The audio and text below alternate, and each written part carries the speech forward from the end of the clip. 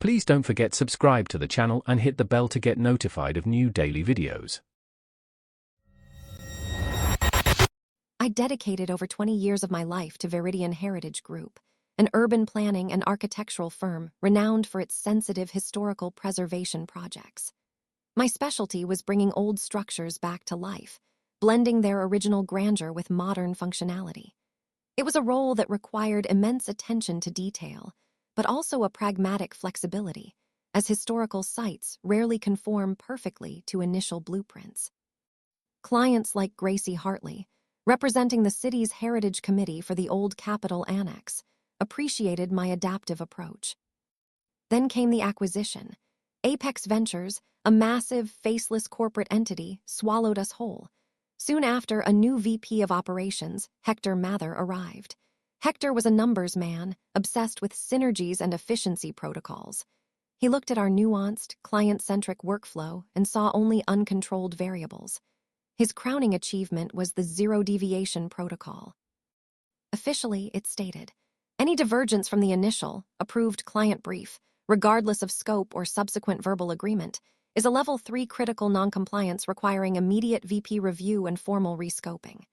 He presented it as a way to eliminate scope creep and improve accountability. Unofficially, it was his hammer to force out anyone he deemed resistant to progress, meaning anyone who knew what they were doing and dared to think outside his rigid boxes. I was one of his primary targets. He saw my decades of experience as old-fashioned. After a routine site adjustment on a smaller project, moving a historically accurate but visually obstructive vent 6 inches to the left, which the client had approved verbally, Hector issued me a formal written warning.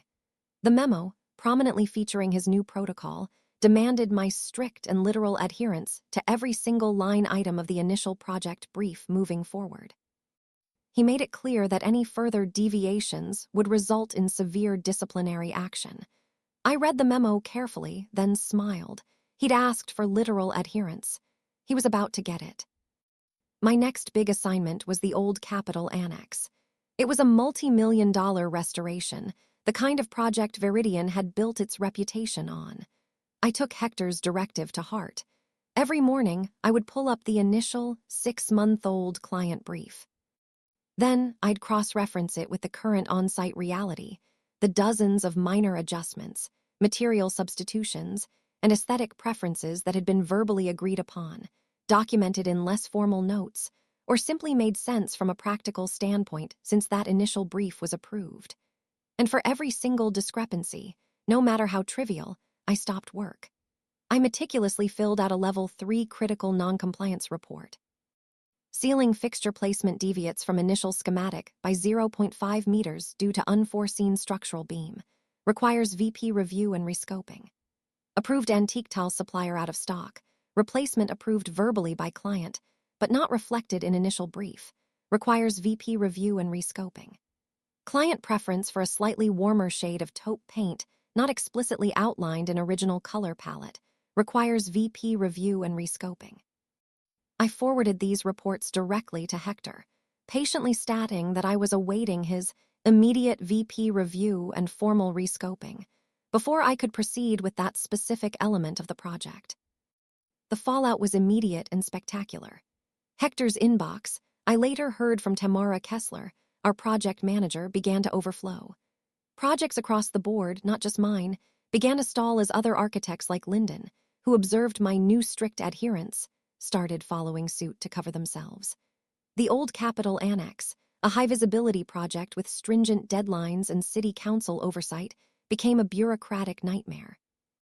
Gracie Hartley, the lead client, called weekly, her tone escalating from concern to outright furious.